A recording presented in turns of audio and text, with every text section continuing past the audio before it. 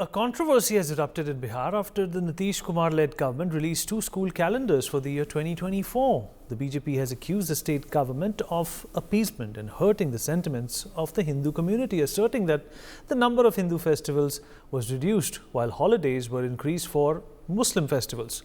According to the calendar released by the State Education Department, there will be no holidays on the festivals like Shivratri, Janmashtami, Raksha Bandhan, Tej and Jitiya in 2024. On the other hand, a 3-day holiday has been given for Eid ul-Fitr and Eid ul-Adha, which is Bakrid, in the Urdu medium schools. But in non-Urdu medium schools, there will be just 1-day holiday for both Eid festivals. Reacting to the issue, BJP Member of Parliament Sushil Modi said, and I quote, Nitish Kumar-led Bihar government has shown an anti-Hindu face and taken a decision to hurt the sentiments of the Hindus. The holidays for Hindu festivals have been selectively slashed, while holidays for Muslim festivals have been increased. Other BJP leaders like Union Minister Ashwini Chaubey and Union Minister Giriraj Singh have also strongly called out Nitish Kumar's move, saying it is anti-Hindu. We'll talk about this with our guest. Joining us on the show is Dhananjay Giri, BJP spokesperson. Advocate Gyanendra Mishra, political analyst, joins us on the show. Huda Zariwala, political analyst, also with us on the program. Last but not the least, Mr. Himanshu Bhatt, senior journalist, joins us on the program as well. Mr. Giri, I'll begin with you. Thank you for speaking with NewsX. Why do you think this move is anti-Hindu? What would Nitish Kumar gain out of doing this? Sir, I can't hear you. Sir, you're muted.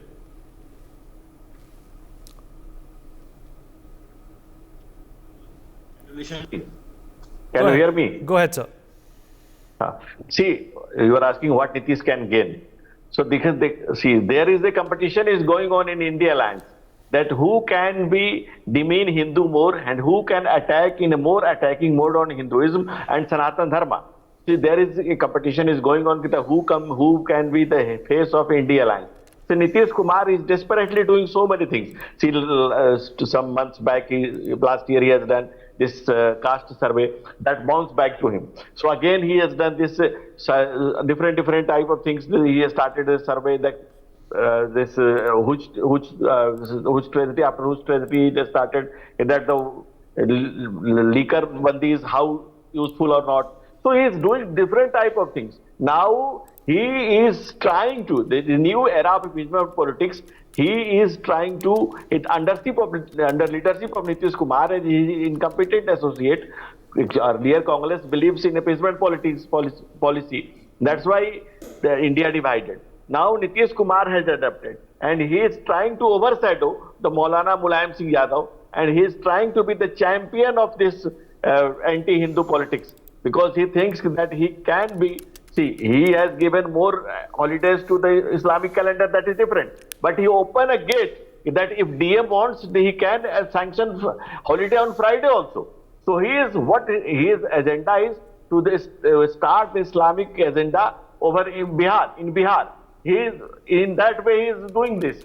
So earlier, last year, there is an NIA has raided and they found the PFI module. The idea of PFI was to become Islamic Rashtra. They wanted to start in Bihar.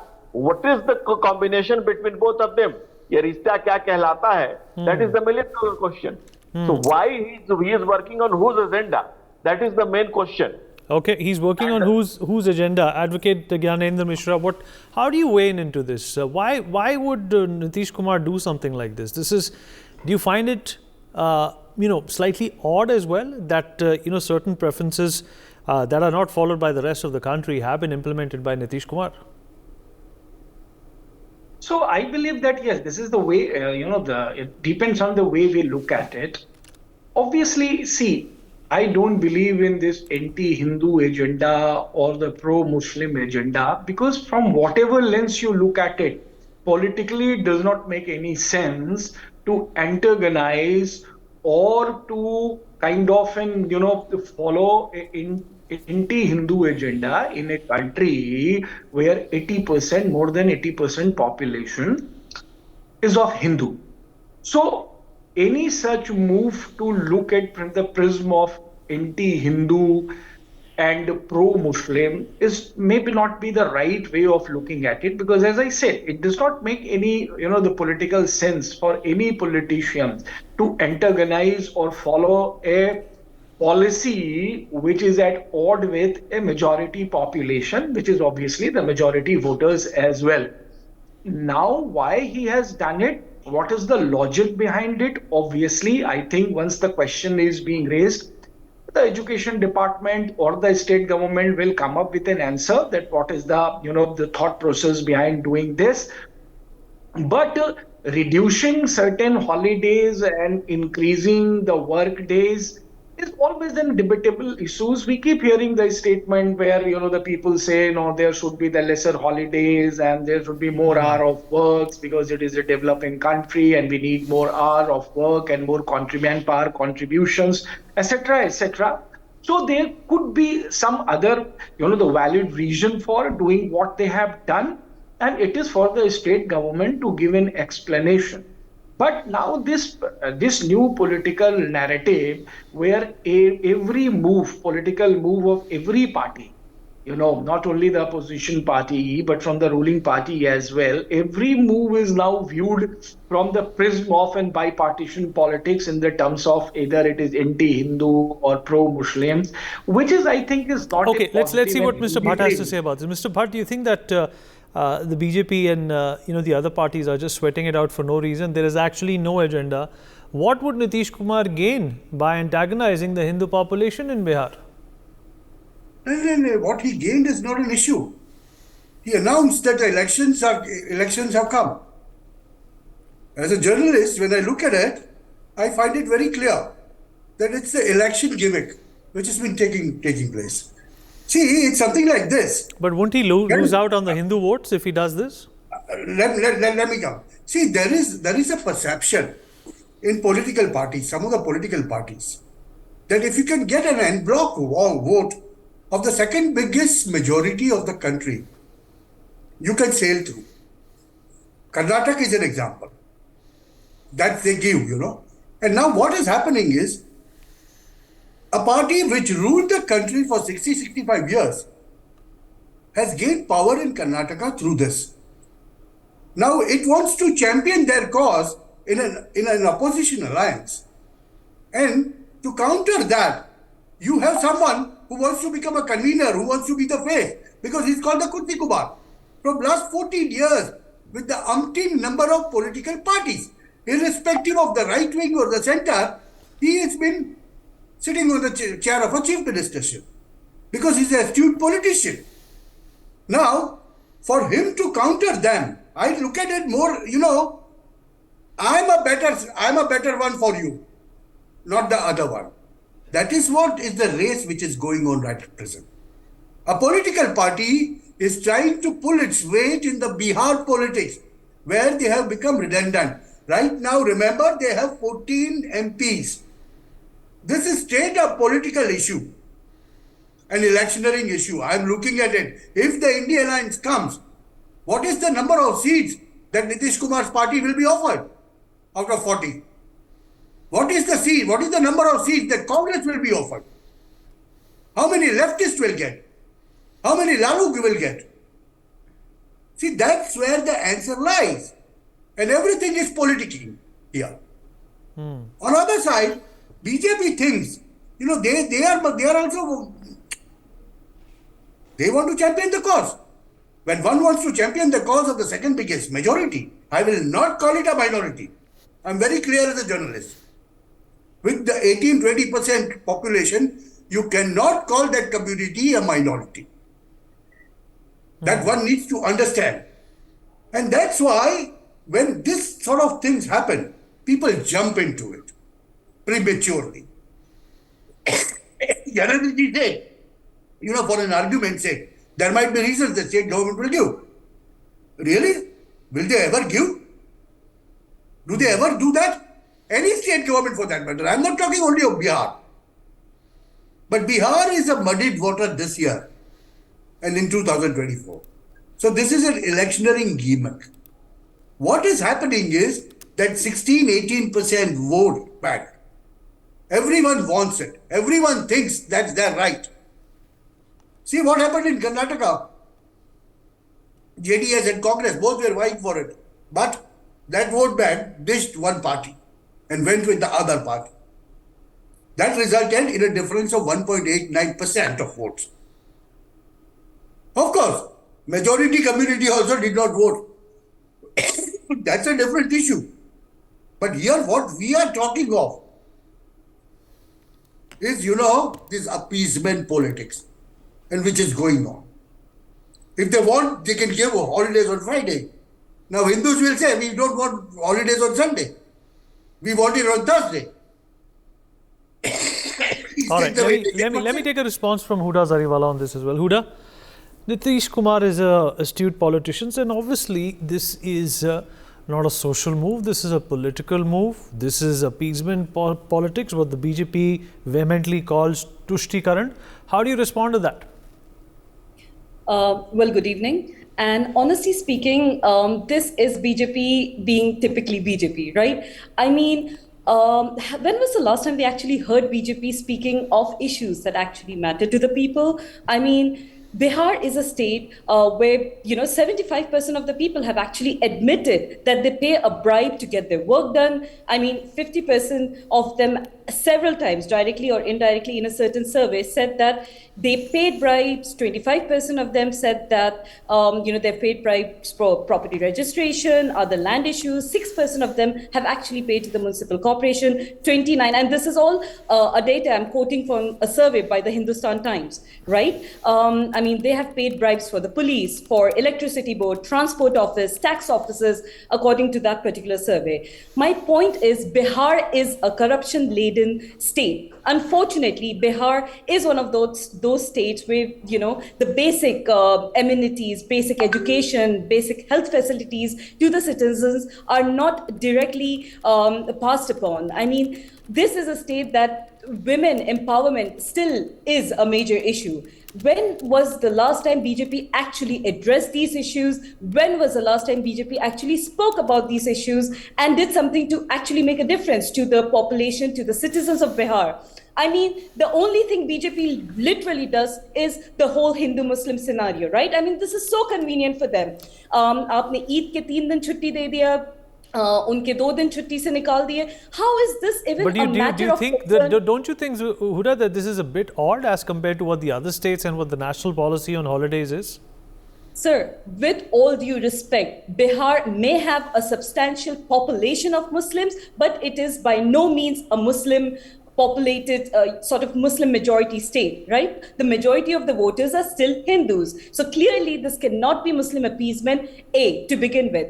B, this is typical BJP, like I mentioned before. I mean, you make an issue about Hindu-Muslim just around the time of elections, and whoo, there it is. I mean, you've created that entire, situation in the minds of people where you would call the likes of Nitish Kumarji a Muslim appeasement politics. I mean, Modi ji clearly has no other agenda to bank upon. Modi ji clearly cannot talk about issues that actually matter to the Janta of Bihar. Honestly, I mean, isn't the public sick and tired of doing this whole Hindu-Muslim debate, of this whole Hindu-Muslim scenario again and again and yet again? I mean, he could have actually spoken about, like the IPS officer in Bihar that was caught for corruption, or so many other cases that I can list upon. I mean, isn't this what BJP is supposed to do? Their politics of hatred, their never-ending tactics of, pitching the Hindus against the Muslims and vice versa, it has worked for them in the past. Clearly, it might work for them in this election. It may work for them in future elections. How is this a sane, sensible thing to do? We are approaching the general elections next year. Okay, let me take a response from Mr. Giri on that as well. Mr. Giri, you heard what Huda said, is that she's saying the BJP has made it an agenda to make an issue out of caste politics. See, very interesting. She spoke a lot, but she did not speak why Nitish Kumar has done this. Earlier, no state has done. Till now, no state has done. Who has done this? This is the question. Mr. Nitish Kumar has done this. And Mrs. Huda is not speaking anything about it. She is talking about Hindu-Muslim. Who is talking Hindu-Muslim? If it is Hindu-Muslim, who is doing this? If you don't have the idea, who has done this? This is Mr. Nitish Kumar, who is separating this, who is separating the calendar. then who is doing the Hindu-Muslim? If though you don't have this sense, then what we can talk with you? And if you are talking about population, 150 years ago, Afghanistan, who was majority? And in Pakistan, at the time of division of Pakistan, what was the population of Muslim Hindu there? At the time of Bangladesh, what was the population of Hindu there? And what is the population today there? At the division of India, what was the population of Muslim in India?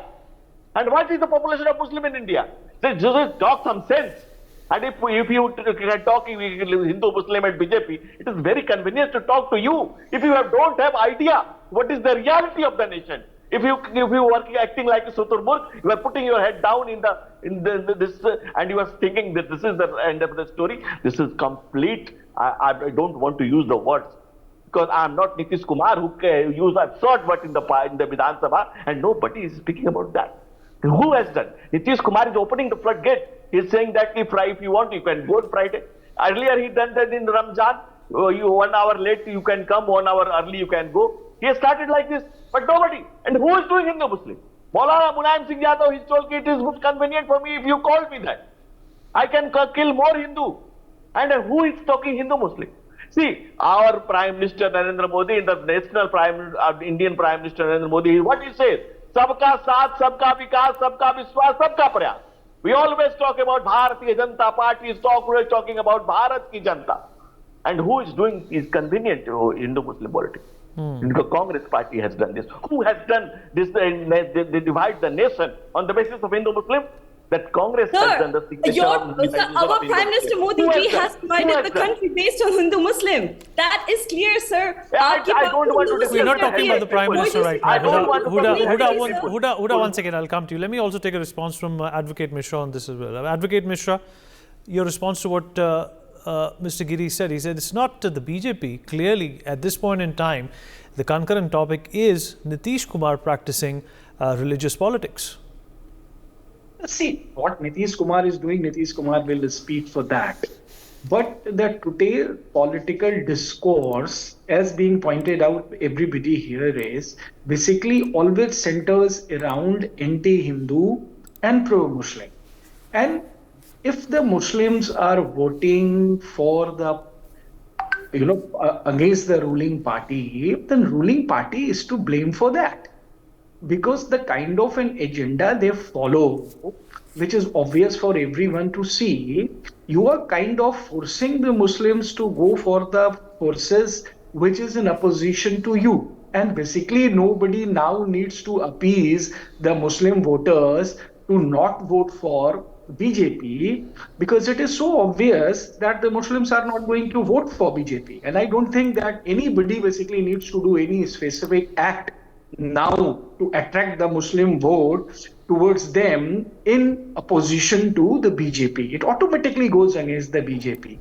The point is that there is always a narrative now. Anything you say, if he does the caste census, then you will say he is doing the caste politics, and that is to divide the Hindu population, Hindu forces, and therefore this caste census and the caste reservation is being done.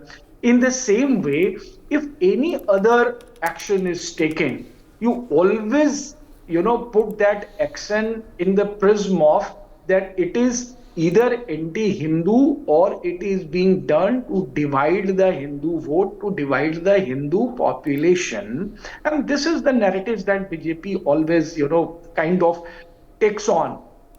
Therefore, every discussion comes to that. Now, if he has decided to, increase certain, holidays for a particular, religion or particular festival, obviously you can raise these issues politically, but not in the terms of Hindu-Muslim agenda or anti-Hindu agenda. You can certainly ask this or challenge him politically that what's the reason for doing that? You please explain the reason. And then he may have a reason that why I have done that, whether there are representation, whether there is any data collections around that, whether there is a demand for doing this, and that is why the government is doing it. Obviously, if any action is being taken by any political, party or a politician at this point of time will have election in mind. We cannot have the doubt about it. There would always be election. There would always be vote politics. There will always be narratives and Okay, let me take a response from Mr. Himanshu Bhatt. There's one more. There's one more thing that I'd like to. There's one more thing that I'd like to add. How the BJP is conveniently calling Mohammed Nitish, or I mean, they're literally actually putting against names like Muslim Bihar and all of that. How is the BJP What not is happening? You asked me to How is speak. the BJP Do not I held talk or accountable not? for all of that? One second. Huda, one second. Huda, one second. Huda, I'll come to you. Huda, I'll come to you. Let Mr. Bhatt respond to what Mr. Mishra said. Go ahead, sir. No need to get animated. Please respond. I object to this sort of things. All right, sir. Calm down. Please calm down. Calm down. This is not the way you function. Mr. Bhatt, calm down. We are used to speaking turn. We are. Huda, one second. Huda, one second. Huda, Huda, one second. Hold on. I'll give you a chance. Let him finish. Mr. Bhatt, go ahead. Yes. I have a very simple, pertinent question. Which is- India got its freedom in 1947. Today is 2023. For how many years did BJP rule alone in Bihar? Can any one of them tell me? What is your point, sir? Please come to Let the him point. finish. Let him finish, Huda. Let him finish. The pretext of the whole argument was BJP did this, BJP did that, so Nitish Kumar. It is all doing of their own. Congress ruled for 50 years, and then 15, 20, 25 years, Nitish Kumar ruled along with BJP.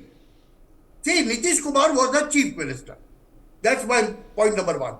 Second point is, after 75 years, if we are going to still discuss these things, it is of no use to anyone. And if some CM comes up, I have a very simple question. We have been taught at the age of 60, if you still ask me a history question, and who are the 5 forefathers of Aurangzeb? People will say this. But when I say, who is the father of Ram? Someone will say Dashrath. Who is the father of Dashrath? No one knows. This is what has been our education system. And people are still trying to believe that. All right. It's very simple. It's very simple, Vinny. But sir, One second. Huda is about to finish. When you have 80% population of a particular community, you need to teach them their culture, which is not being done, purposely not being done. Sabotaged. That is the word I use. And that's why I'm very particular that education system must be revamped totally. Okay, all right. We've run out of time as well. Huda, finish with your point and then we wrap up. Winnie, quick thing. The voters of Bihar are very educated, highly qualified people. They understand what is good and bad for them. So I'm pretty sure that this time the voters are not going to be wooed by the whole Hindu-Muslim, narrative that obviously the BJP is trying to create. They will base their votes out of development and the work that needs to be done for Bihar and for the Janta of Bihar. So my humble appeal to your viewers through your channel NewsX is that the voters, take a right decision, go out on voting days and actually do what needs to be done for the betterment and development of Bihar in general and the Janta of Bihar in specific. Okay. That's all that I've got to say. Thank you. All right. Would like to thank everyone who was a part of this conversation. For more such videos, subscribe to the NewsX YouTube channel, hit the bell icon.